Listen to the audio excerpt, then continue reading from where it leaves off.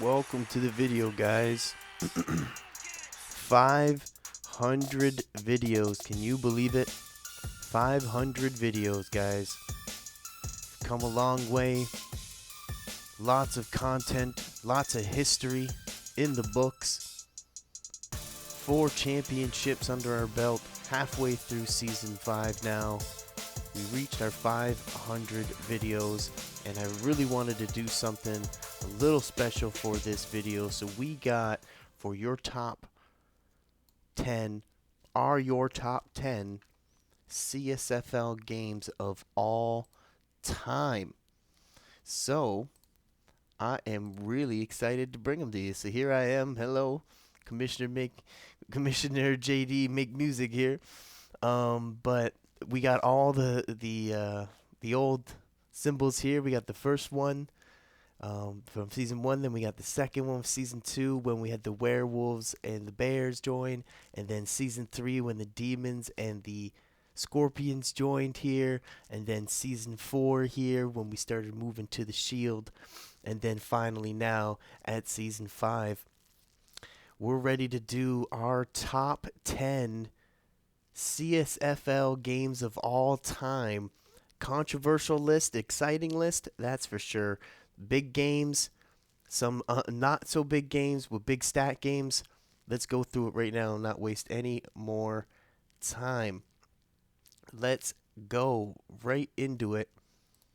And we're going to start with number 10.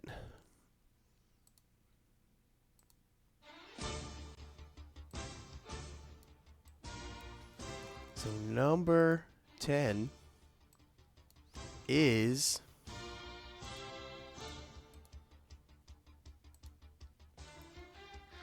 Season 5, Week 4.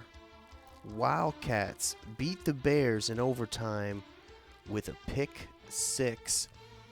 It was a tight game going into the game. The Bears went up early, and the Wildcats were able to come their way back, work their way back to tie the game, and then just like you saw right there, the game-winning interception happened in overtime, which was the first ever game to end in overtime with a defensive score, and that was here in Season 5, Week 4. Wildcats beat the Bears in overtime with a huge pick 6. Moving right along, number 9, Season 2, Week 1. Can you guys guess the game? Season 2, Week 1. It was the Bears beat the Vipers with a pick 6 with no time left on the clock. Here it is, the play just before the pick 6. It was a tight game, multiple turnovers in the game, 24-24. Derek Albright gets his 10th completion to John Anderson there for 180 yards and a touchdown to get him in field goal range. It's tie game. Look at the clock. 10 seconds left on the clock. He drops back. They're at the 40-yard line. They're already in field goal range. He throws it on a check down, and Buddy intercepts it. Not only does it intercept it, but look at the clock going all the way down, so they have absolutely no way to come back. 67-yard touchdown interception return in Week 1 of Season 2, and the Bears hit the scene big, getting a huge win like this, and it was the first time ever that we had a pick 6 or defensive touchdown that won the game with the last play of the game. It was the first time ever that we saw something like this, and it was absolutely incredible to see. Absolutely. So that's your number 9 game of all time, Season 2, Week 1. Bears beat the Vipers. Okay, and number 8, Season 2, Week 3. Season 2, Week 3. Can you guys guess what game this was? That's right. It's another Bears game. 3 Bears in a row, games in a row here. Season 2, Week 3, the Gators beat the Bears with 7 seconds left on the clock. Take a look at the top right corner there. 4th quarter, 7 seconds left. The Gators are down by 1 point and just need to get into field goal range, but wouldn't have enough time to kick a field goal. And it looks like, look, right. Oh, he got it, ran in with no time left. I thought he got tackled by the goal line there, but he didn't.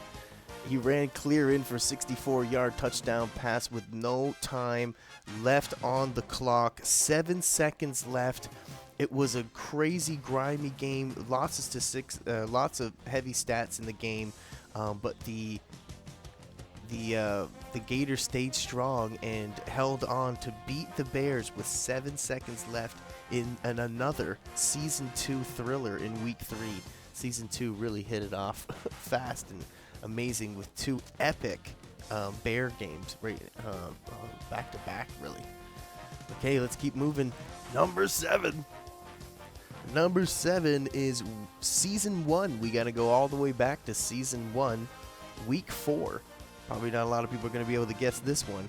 Season 1, Week 4. The Dragons beat the Vipers with, I believe, 13 seconds on the clock. Let's go take a look.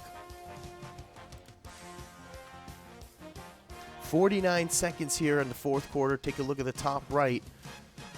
The Dragons were down by 3, and they throw the go-ahead touchdown there to go up 34-31. They're celebrating with 45 seconds left, but in this game, we see 3 lead changes in the last minute of the game. This isn't no regular ball game. This is the CSFL, keep in mind. So let's go take a look at the next play here. I believe it is here where they throw the launch right down to the goal line.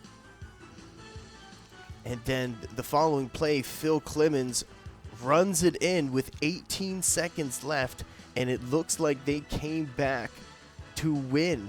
And if you asked anybody at this moment, it looked like the Vipers absolutely took it in. And look at Phil Clemens topping off his day with 199 yards and 3 touchdowns. Huge game by Phil Clemens. Absolute thriller coming down to at the end at home. The Vipers thought they had it, but guess what? This is the game. This is Season 1, remember. Season 1, Week 4. This is the game that Barry Perkins got his nickname, Barry Pill Poppin' Perkins, after this game in Season 1, Week 4. 7 seconds left on the clock. Drops back to throw. No one's going to catch him. This is the one where he breaks the tackle. If he would have got that tackle, they would have won the game. He breaks the tackle, gets in the end zone for 236 receiving yards, 10 catches, and 2 touchdowns. Barry Pill Poppin' Perkins made himself a legend that day. A legend was born that day. I'll tell you, a legend was born in that day with Barry Perkins for the Dragons. Okay, let's keep moving. Number 6, Season 3, Round 1 of the playoffs. I'm going to let that sit with you guys for a second, see if you can guess. Season 3, Round 1 of the playoffs. Yes, it's another Bears game. I promise that's the last one, though. Season 3, Round 1 of the playoffs. The Rhinos beat the Bears by scoring 20 points in the 4th quarter to come back and beat the Bears on the road.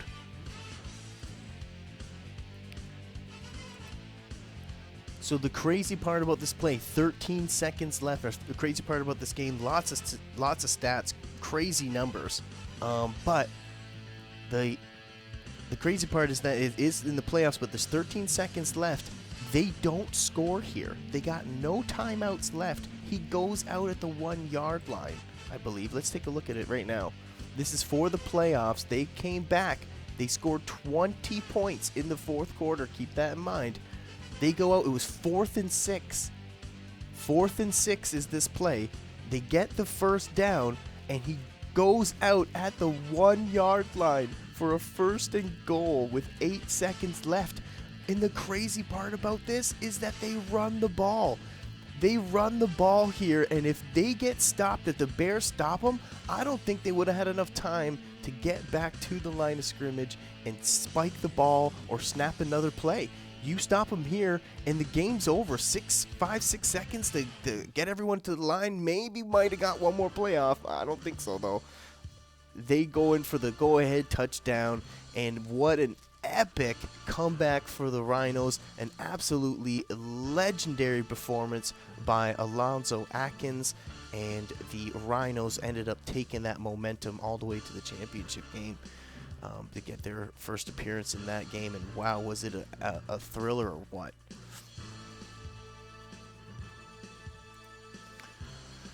Okay, let's go to number 5. The 5th best game in CSFL history was Season 2, another Season 2 game, semifinals, Gators. The Season 2 semifinals, Gators beat the Piranhas. The Gators beat the Piranhas in the semifinals. For the first time, it was our first time seeing the Piranhas lose in the semifinals. And what epic form it was. I keep hitting the intro there. Okay, so here we go. They're down by 1 point here. It was a crazy game. Look at this. Look at the numbers: 48-49. Eric Reeves, the original quarterback for the Gators, is in shotgun formation and throws to the receiver, Darius Henson, who was a rookie at the time, who I believe gets 4 straight catches on this drive alone to go down there and get the go-ahead field goal to win it.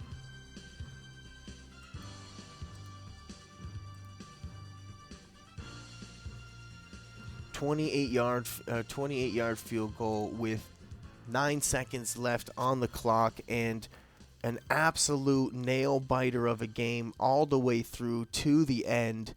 And the Gators not only come back in absolute crazy fashion to score 51 points on the Piranhas, but this game here, he had 2 catches for 44 yards on that drive, the game-winning drive.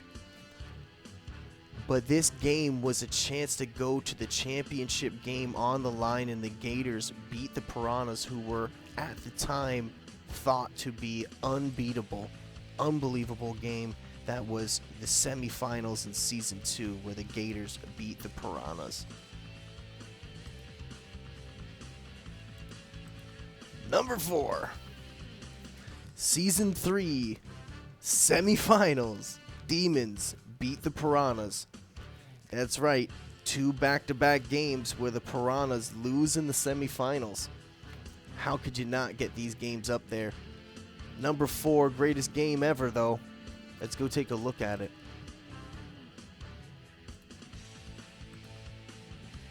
This game, the Demons were in their first season ever. Absolutely came out the gate swinging. The quarterback, Eric Watson, threw 5 touchdowns. But right here, Alonzo Graham throws the game-tying touchdown, 15-yard touchdown pass with 1 minute and 15 seconds left in the 4th quarter, with a chance to go to the championship game. And the season before, they lost in the semifinals, and then the season before that, they lost in the finals. So look at this. Look at the clock at the top right. 1 second left in the 4th quarter. Game tied 39-39. Absolute legendary performance. Another legend was born in Eric Watson and the Demons when they went down to the Piranhas on the road as underdogs and took out the number 1 seed Piranhas for the 2nd year in a row in the semifinals. An absolutely devastating game by the Piranhas, but an absolutely legendary game for the Demons, and an absolute top 4 greatest games game of all time in CSFL history.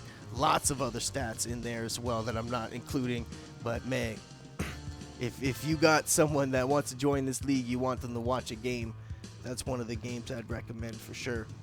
Top 3 now. This is where it gets real good. Number 3, Season 4. Season 4. That's pretty recent. Season 4, Week 5. Can anybody guess the game?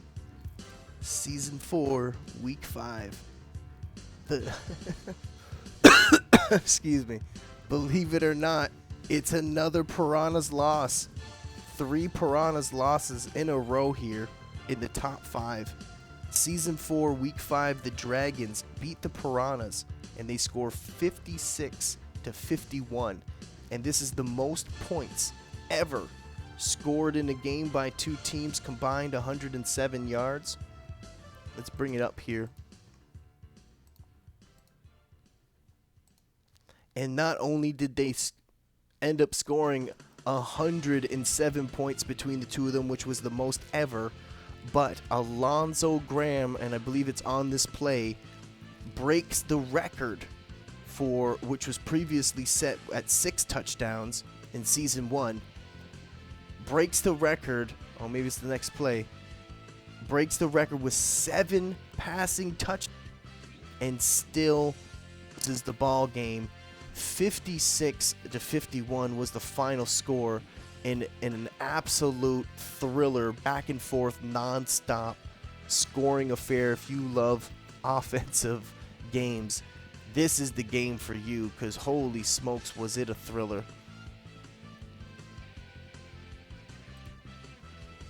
Still haven't saw the 7th touchdown. It's obviously the next play.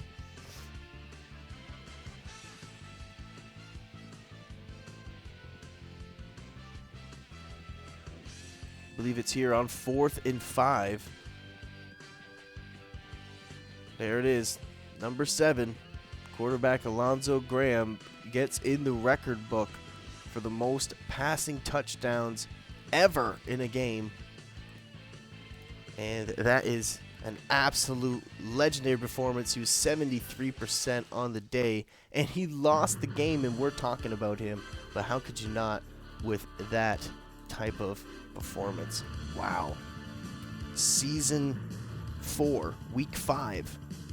Top 3 game, and it's not even a playoff game or nothing.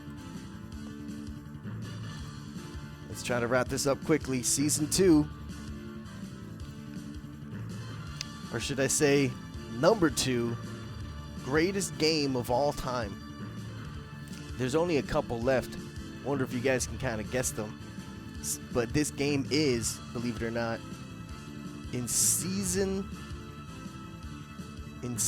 1. We got to go all the way back to Season 1, Week 7. Another meaningless game, so to speak. Nothing on the line. Both these teams were guaranteed, or were already knocked out of the playoffs. Season 1, Week 7, the Vipers beat the Wildcats. Why is this such a significant game? Well, I'm going to tell you why. Phil Clemens sets the record for most rushing touchdowns and the most rushing. And this is again in Season 1, and it still stands to this day, and has not yet been broken. What a performance by Phil Clemens and the Vipers to beat the Wildcats here. And the Wildcats, Jeannie Ingram,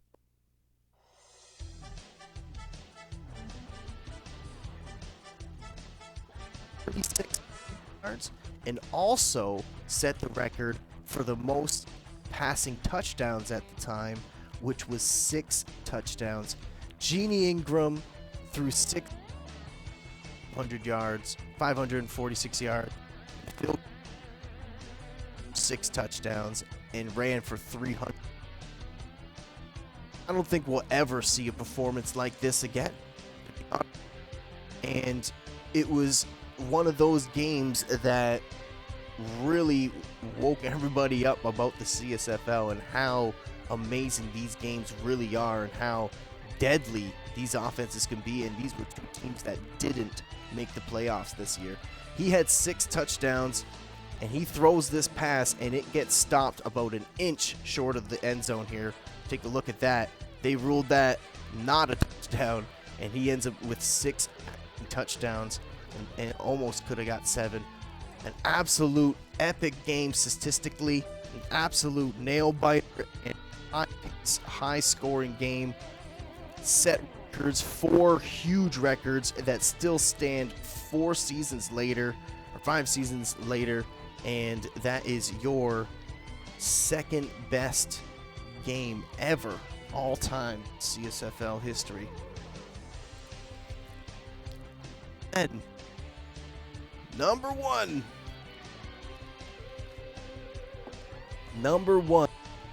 is a championship game that went to overtime. How can you make this game? Season 2 championship game goes to overtime. This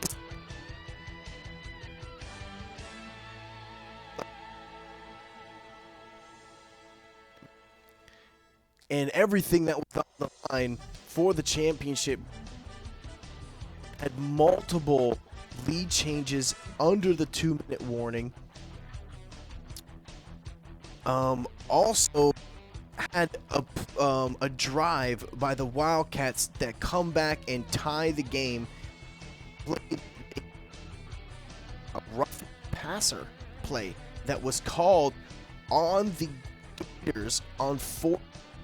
So the Wildcats, on the drive that they went to tie the game to go into overtime, they went for it on 4th down. And on that 4th down play, they ran a play that they did not.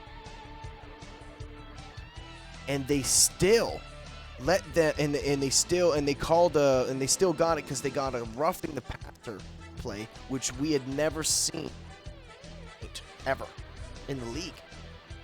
So it was crazy to see. Championship game. Again, another lead change here.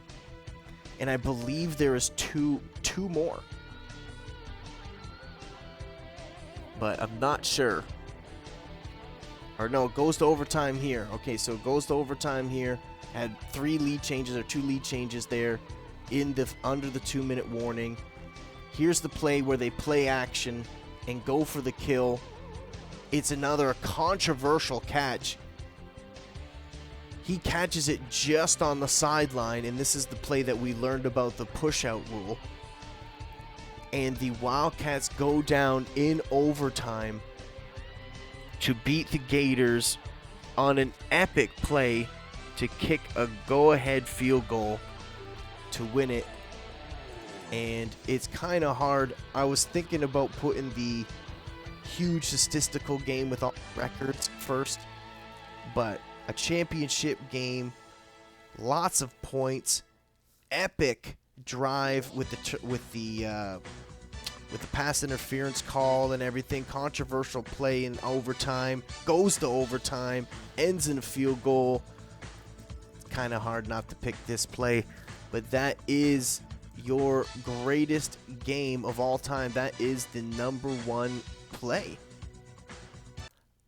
Let me know what you think in the comments below. Let me know what you think. Is that the order that you would put those games in? Would you do it differently? Did I miss a game? I'm sure there's lots of honorable mentions.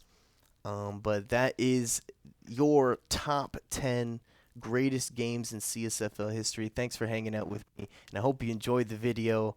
And it is 24 minutes, but it's a 500th, and here's to 500 more. And thanks for being a part of this league with me, guys, and excited to bring this to you guys. Peace.